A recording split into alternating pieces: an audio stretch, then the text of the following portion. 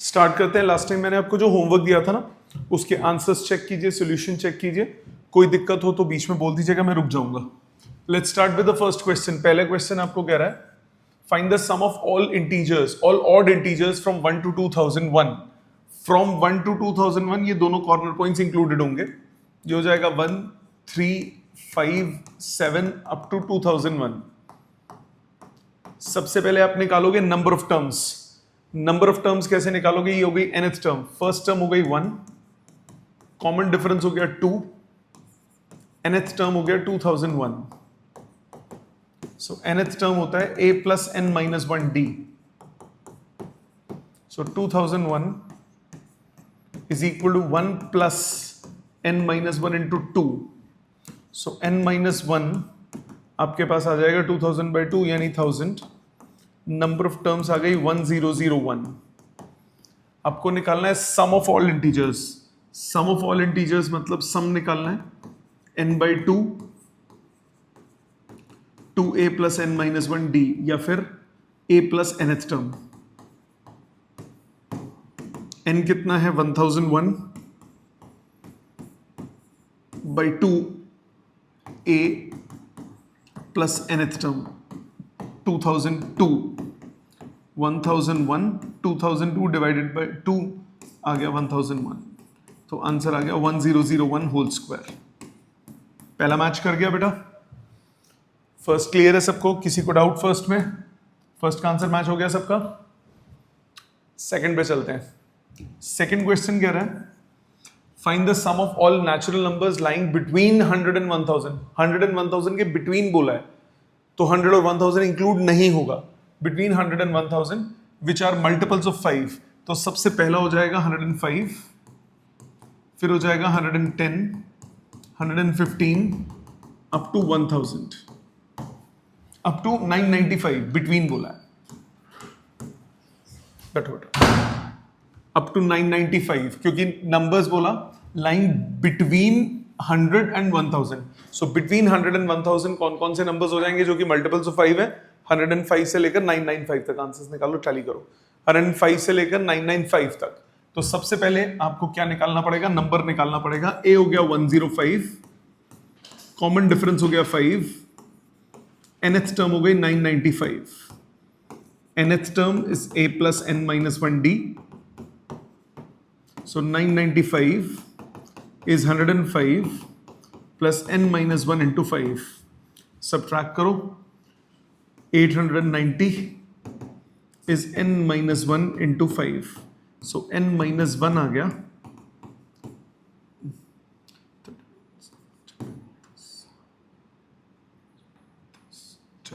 178। सो n आपके पास आ गया 179। नंबर ऑफ टर्म्स आ गई 179। आपको इन सबका सम निकालना है, तो सम के लिए सिंपली क्या करोगे? n by 2 first term plus nth term. So 179 by 2 105 plus 995। 179 upon 2 into 1100, 179 into 550। Calculate करो, आपके पास आंसर आ जाएगा। ठीक है बेटा, समझ में आ गई ये सारी बात? क्लियर? बारिश आ गई थी तेज। Next question number 3। In an AP the first term is 2 and the sum of first 5 terms is 1/4 the sum of next 5 terms। ये हो गया था? नहीं हुआ था? ये नहीं हुआ था? थर्ड वाला ऑनलाइन हो गया था थर्ड, या डाउट है? हो गया था सर। चलो, जिसका नहीं हुआ था देखो इधर, मैं कर रहा हूं, साइड हो जाऊंगा, लिख लेना। इन an AP the first term is 2। First term आपको 2 दिए, साथ साथ लिखते रहो अगर डाउट है ना। And the sum of first 5 terms is 1/4 the sum of next 5 terms. Next 5 terms का सम कैसे निकालोगे? मेरी बात सुनो। सपोज आपको नेक्स्ट 5 का मतलब हुआ 6th से लेकर 10 तक का निकालना है, तो टोटल 10 का निकाल के फर्स्ट 5 माइनस कर दो, 6 to 10 का सम आ जाएगा। पढ़ो क्वेश्चन का लैंग्वेज पढ़ो। In an AP the sum of first term is 2 and the sum of first 5 terms यानी S5 is 1/4 the sum of next 5। 1/4 of S10 minus S5। यही मतलब हुआ कि नहीं हुआ? पहली 10 टर्म्स में से पहले 5 टर्म्स का सम माइनस कर दो तो नेक्स्ट 5 टर्म्स का सम आ गया। Cross multiply, 4 times S5 is S10 minus S5, तो 5 टाइम्स S5 इज S10। अब फॉर्मूला लगाओ, 5 times 5/2 2a plus 4d is equal to 10/2 2a plus 9d। ठीक है, कैंसिलेशन करो जितनी होती है, 2 से 2 गया, 10 से 5 गया, यहां पे 2, और कुछ तो नहीं कटा डायरेक्टली, नहीं वैसे 2 कट रहा है कॉमन निकल के, पर छोड़ो। ये हो गया 4 4 5 20 plus 20d is equal to 8 प्लस 18d, तो 2d is equal to -12। So d की वैल्यू यहां से आ गई -6। अब आपको निकालना है 20th term, a20 is a plus 19d, a is 2, 19d की वैल्यू कितनी है? -6, 19 6 114, आंसर आ गया -112। ठीक है, आ जाओ फोर्थ पे। फोर्थ कह रहा है how many terms of an AP -6 -11/2 -5 and so on. So a हो गया -6, कॉमन डिफरेंस आ गया -11/2 प्लस 6 मतलब 1/2 are needed to give sum -25। तो सम की value n/2 2a plus n-1d, n निकालना है आपको। सम कितना है? -25 is equal to n/2 2a मतलब -12 plus n-1, common difference is 1/2। ठीक है, सिंप्लीफाई करो, -25 इज इक्वल टू n/2, अंदर सॉल्व करो, n/2 -1/2 -12 -25/2, ये 2 कॉमन, ये 2 क्रॉस मल्टीप्लाई किया गया 100 is n into n-25। So n square -25n plus 100 equals to 0। Factors बन गए 20n और 5n, n-20 n-5 equals to 0, तो नंबर आ गया 5 एंड नंबर आ गया 20। दो आंसर्स पॉसिबल है। ठीक है, समझ में आ गई बात? क्लियर है बेटा यहां तक? नेक्स्ट फिफ्थ किया था इस ये वाला, इस टाइप का। If the pth term is 1/q, qth term is 1/p, pth term is 1/q, तो a plus p minus 1d, ये है 1/q। qth term is 1/p, a plus q minus 1d is 1/p। दोनों equations को करो subtract, ये cancel, p minus q times d is 1/q minus 1/p। LCM लोगे, d की value आ गई 1/pq। d को सब्सटीट्यूट करोगे, a plus p minus 1/pq is 1/q। So a आ गया 1/q minus p minus 1/pq, pq LCM, p minus p plus 1 cut के आ गया 1/pq। a और d दोनों आ गए। आपको क्या निकालना है? Sum of first pq terms, sum of pq terms, ये हो गया pq/2 2a plus pq minus 1 d, value डालो, pq/2 2/pq plus pq minus 1 upon pq, pq common निकल के कट गया, half 2 plus pq minus 1, solve करो, half pq plus 1। ठीक है, सिक्स्थ,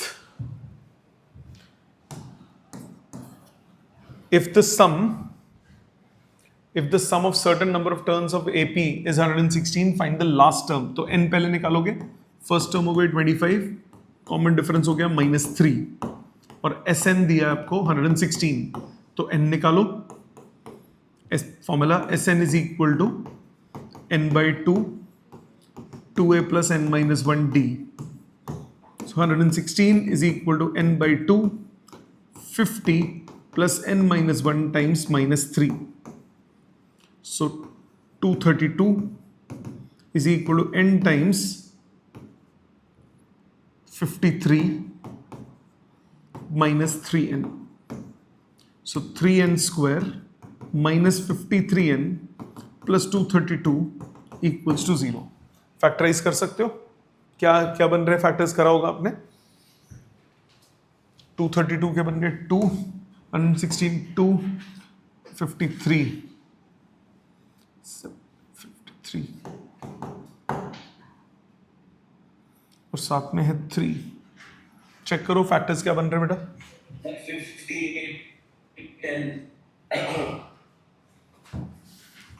58 and 5, 58 and ना 232 कब कटा, 2, 116, 2, 58, 2, 29, 29 और एक 3, और हमें चाहिए ऐड करके मल्टीप्लाई करके 232 into 3 और दोनों माइनस में होने चाहिए, तो ऐड करके चाहिए। 3 दूनी 6, दूनी 12, दूनी 24, 29 और 24, 3n square minus 29n minus 24n plus 232 equals to 0। पहली दो टर्म में से n कॉमन, 3n minus 29, अगली दो में से 8 common, 3n minus 29 equals to 0। तो 3n minus 29 और n minus 8 equals to 0, तो n की वैल्यू आ गई 8, दूसरी हो नहीं सकती, वो फ्रैक्शन में आएगी। सो n और 8 होने के बाद फाइंड द लास्ट टर्म, तो 8th टर्म निकालना है, a plus 7d, a कितना 25 plus 7 times d की वैल्यू, d की वैल्यू कहाँ गई -3, आंसर आ गया 4। ठीक है, समझ में आ गई बात। आया था इसका आंसर, नहीं आया था, चेक करो जल्दी। पिछले वाले का हो गया था, यहां तक कोई डाउट है, कोई कॉपी करना है तो बोलो। 6 तक किसी के लिए रुकना है बेटा मैंने। Next 7th, find the sum of n terms of an AP whose kth term, kth term दी है 5k plus 1, बोल दिया एपी है, तो फर्स्ट टर्म कितनी हो गई 5 plus 1 यानी 6, सेकेंड टर्म हो गई 10 plus 1 यानी 11, कॉमन डिफरेंस हो गया a2 minus a1 यानी कि 5। आपको क्या निकालना है, sum of n terms. Sum of n terms क्या हो गया, n/2 2a plus n minus 1d, n की टर्म्स में आंसर आ जाएगा, n/2 2a मतलब 12 प्लस n minus 1d की वैल्यू 5, ये हुआ n/2 5n plus 7। So 5/2 n square plus 7/2 n, ये आ गया sum of n terms. Match कर गया answer. Next 8th, if the sum of n terms of an AP pn plus qn square, इसको 10th वाले method से भी कर सकते हो, मैं 11th वाले से कर रहा हूं। nth टर्म निकालोगे sn minus sn minus 1, so pn plus qn square minus p times n minus 1 plus q times n minus 1 का square, so pn plus qn square, इसको सिंप्लीफाई करो, एक काम करो p वाली टर्म्स को इकट्ठा करो, n minus n plus 1, q वाली टर्म्स को इकट्ठा करो, n square minus n minus 1 whole square, p plus q times a square minus b square, a minus b 1 हो गया, a plus b 2n minus 1 हो गया, p plus q times 2n minus 1, ये आ गई nth term. निकालना क्या है, common difference. Common difference क्या होता है, nth टर्म में से n minus 1th टर्म को सबट्रैक्ट करोगे, p plus q times 2n minus 1, इसमें से सबट्रैक्ट करोगे p plus q times 2n minus 1 minus 1, so p plus q times 2n minus 1 subtract करोगे p plus q times 2n minus 3, p से p cancel, q common, 2n minus 1 minus 2n plus 3, result आ गया 2q। कर सकते हो S1 10th वाला method पहले निकालोगे बेटा, S1 वो हो जाता है A1 फर्स्ट टर्म, फिर S2 ये होता है A1 प्लस A2, ये हो जाएगा 2n plus 4 2q 2p plus 4q square 4q, A2 आपके पास आ गया 2p plus 4q minus p minus q, तो p plus 3q, common difference हुआ A2 minus A1, p plus 3q minus p plus q, answer आ गया 2q। क्योंकि उसे specify कर दिया ना, AP बोल दिया, ना बोला होता सिर्फ सीक्वेंस बोला होता तो फिर ये मेथड लगाते। ठीक है, next 9th, the sum of n terms of two APs are in the ratio, let the two APs have first terms A1 and A2 and common difference D1 and D2 respectively। दो APs मान लिए। So आपको क्या दिया हुआ है?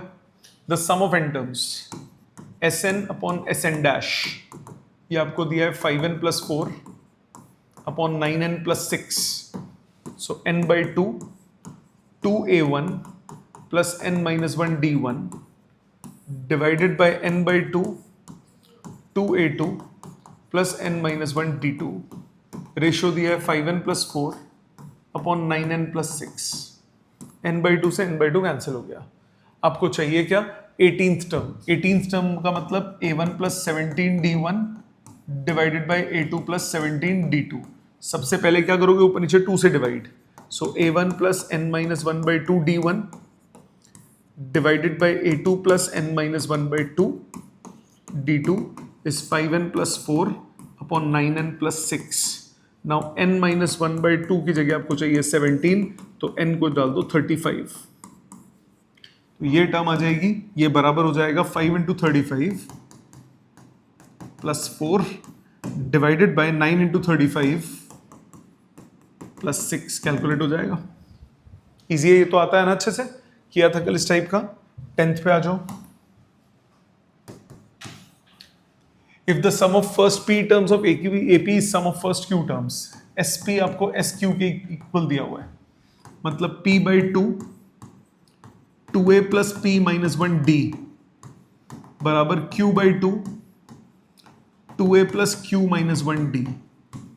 पहले simplification कर लो, 2ap plus p times p minus 1 d is 2aq plus q times q minus 1 d। Rearrange करो, 2a common p minus q बराबर d common q square minus q minus p square plus p। Factorise, p q square minus p square हुआ q minus p q plus p, minus common q minus p, q minus p common बचा p plus q minus 1। इसको p minus q बनाओ, क्या है 1 minus p plus q, ये है 2a times p minus q। p minus q से p minus q cut के रख लो संभाल के। रीअरेंज कर दिया पहले सिंप्लीफिकेशन, अभी टाइम दे दूंगा लिखने का। आपको बोल रहा है find the sum of first p plus q terms. Sum of first p plus q terms कितना हुआ? p plus q by 2 2a plus p plus q minus 1 d। ये 2a की वैल्यू डाल दो, 2a की वैल्यू है d times 1 minus p plus Q, bracket खोलूं तो plus p plus Q minus 1 d, bracket खुलेगा 0 आंसर। d कॉमन लोगे, 1 से 1 कट गया, माइनस q से प्लस p, माइनस p से प्लस p, माइनस q से प्लस q, सब कट के 0 आ गया। ठीक है बेटा, समझ में आ गया? ये डाउट था, करेक्शन लिख लो प्लीज, और अगर कोई पुराना भी लिखना है तो लिख लो, फिर आगे चलता हूं. Next question number 11. The sum of first p terms is equal to the sum of first q terms. sp और sq बराबर दिए हुए हैं. So np by 2 2a plus p minus 1d is equal to q by 2. हाँ बेटा. ओए एक minute, ये मुझसे दोबारा डल गया क्या? ओह सॉरी, रिपीट डाल दिया मैंने question.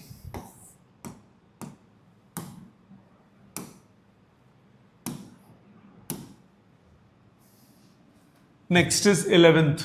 The sum of first PQR terms of an APR A, B and C. Sum of first P terms कितना है? P by 2. 2 अब A मत लेना, कैपिटल A ले लेना, plus P minus 1 times capital D. तो यहां पे वर्ड्स में आपको लिखना पड़ेगा. Let first term of AP is A and common difference is capital D. तो हमें sum of first P terms दिया है small a, और यहाँ आपको A by P चाहिए. इसका मतलब A by P की वैल्यू हो गई, A by P हो गया half of 2A plus P minus 1D.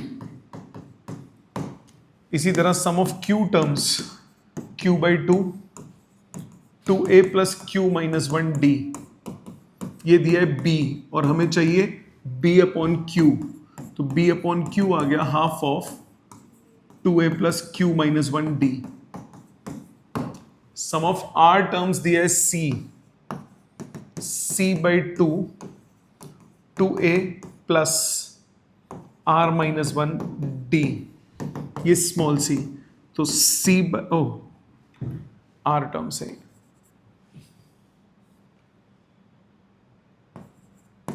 R by 2. तो C by R आपके पास हो गया half of 2A plus R minus 1D. ठीक है, तीनों वैल्यूज को सब्सटीट्यूट कर दो. इसमें आपको निकालना है A by P Q minus R, B by Q R minus P, C by R P minus Q.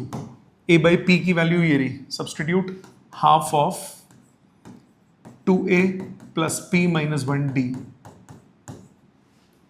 Into Q minus R plus half of 2A plus Q minus 1D into R minus P plus half of 2A plus R minus 1D into P minus Q. पूरे में half common. अब 2A वाली 3 terms हैं, उनमें 2A common. क्या बचा? Q minus R plus R minus P plus P minus Q. 2A into this, 2A into this, 2A into this. 3 terms है 2A वाली, तीनों से 2A कॉमन. जो 3 बच गई D वाली 3 टर्म्स, उनमें से D common. P minus 1 Q minus R, Q minus 1 R minus P, R minus 1 P minus Q.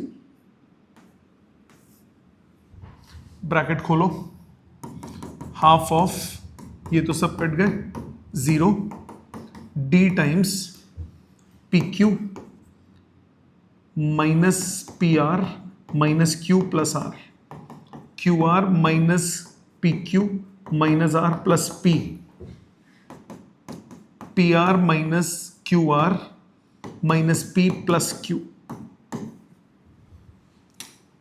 काटो, PQ minus PR plus PR minus Q plus Q plus R minus R plus QR minus QR plus P minus P.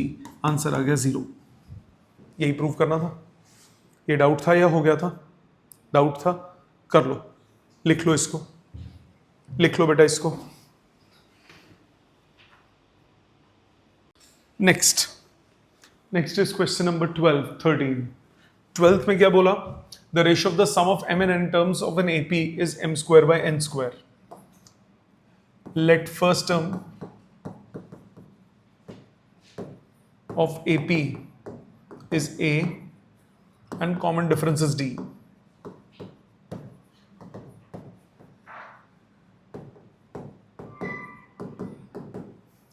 Ratio of the sum of m and n terms is m square by n square.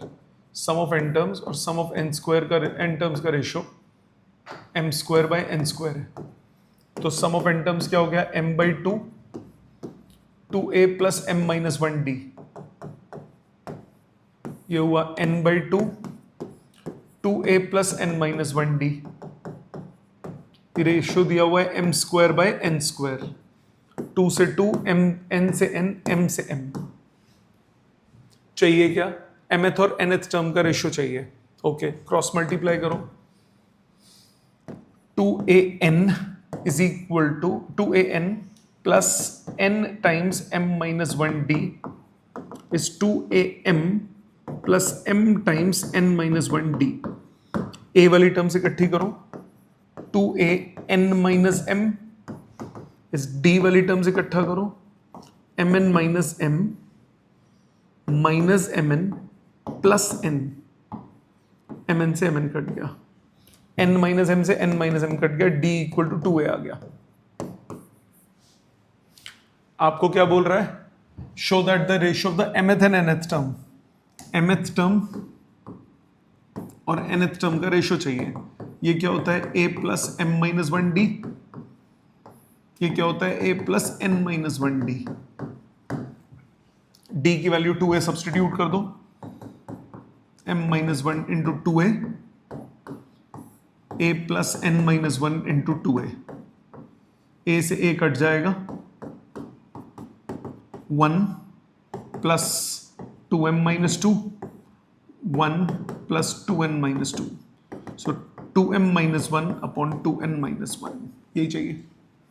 ठीक है, गलती थी इसमें, correct कर लेना. 13th, if the ratio of the sum of n terms of an AP is इतना, sum of n terms आपको दिया है 3n square plus 5n. mth term is 164. mth term क्या होगी? m terms के सम में से m minus 1 terms का सम माइनस कर दो. So m terms का सम कितना हुआ? 3m square plus 5m. m minus 1 terms का कितना हुआ? 3 times m minus 1 का square plus 5 times m minus 1. 3 वाली टर्म से इकट्ठा करो. 5 वाली टर्म से इकट्ठी करो.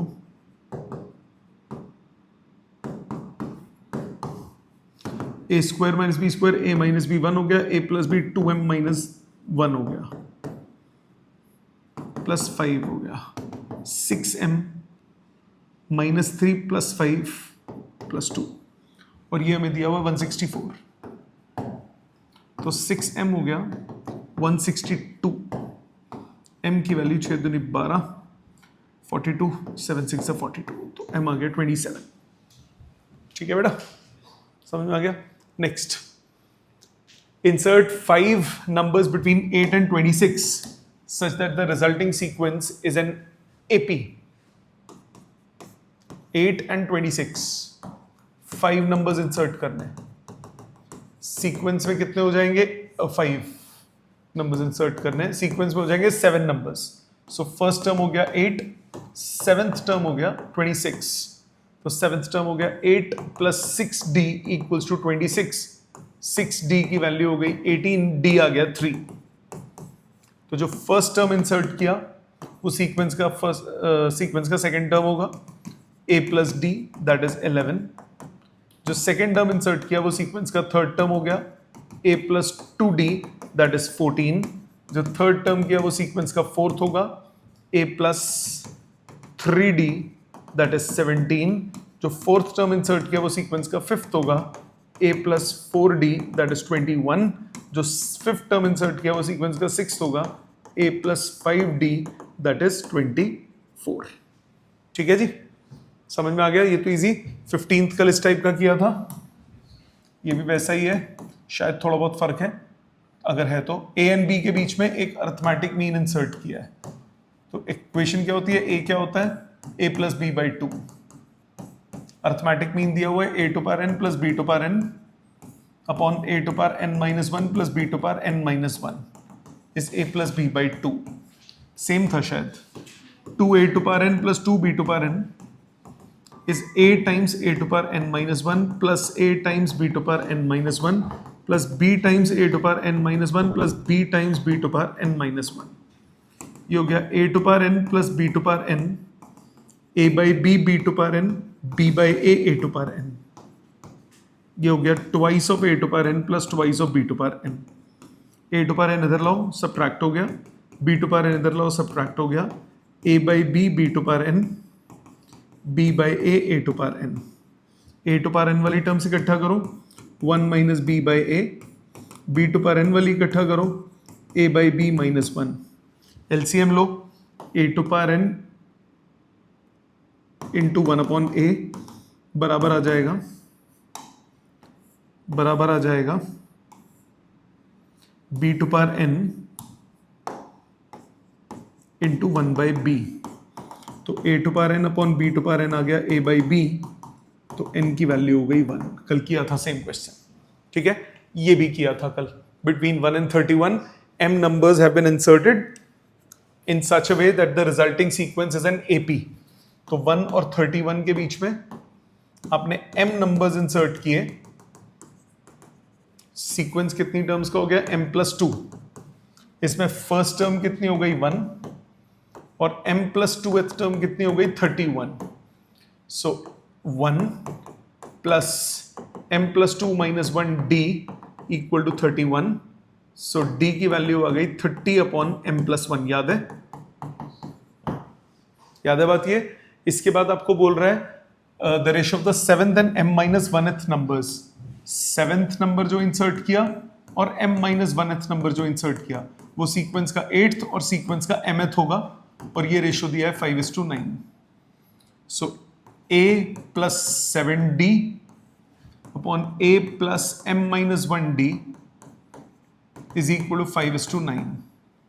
9 plus 63d is 5 plus 5 times m minus 1d। तो 4 is equal to d common 5m minus 68।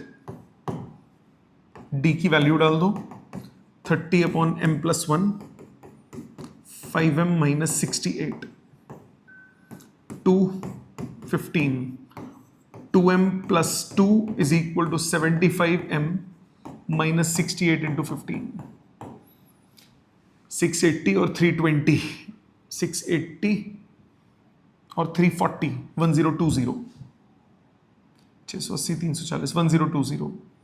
तो 73m इज इक्वल टू 1022। तो m की वैल्यू हो गई 1022 बाई 73, 127 29, 1 कटा 29 292, 4, m आ गया 14। ठीक है, समझ में आ गई बात? याद है ना ये? तो 17th, a man starts repaying a loan as first installment of rupees 100. If he increases the installment by rupees 5 every month, what amount he pay in 30th installment?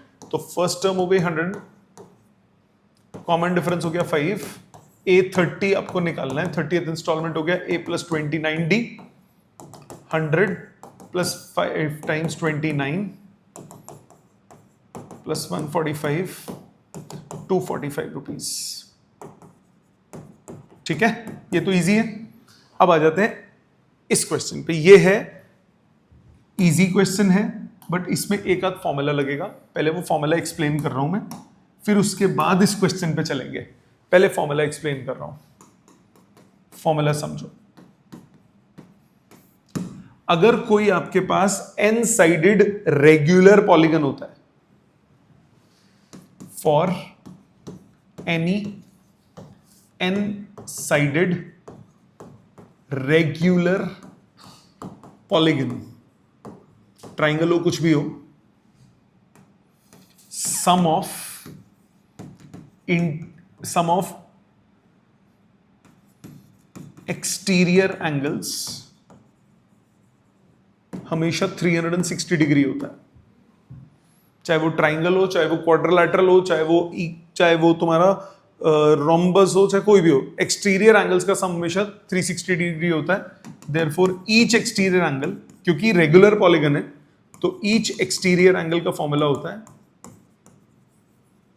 360/n. जैसे ट्राइंगल है, ये एक एक्सटीरियर हो गया, equilateral बोल रहा हूं, ये 120 360. इंटीरियर क्या होगा? एक्सटीरियर 180 में से इंटीरियर एक्सटीरियर को माइनस कर दो. Each interior angle 180 minus 360/n. Therefore, sum of interior angles ये होता है n times 180 minus 360/n. So 180n minus 360 मतलब 180 times n minus 2.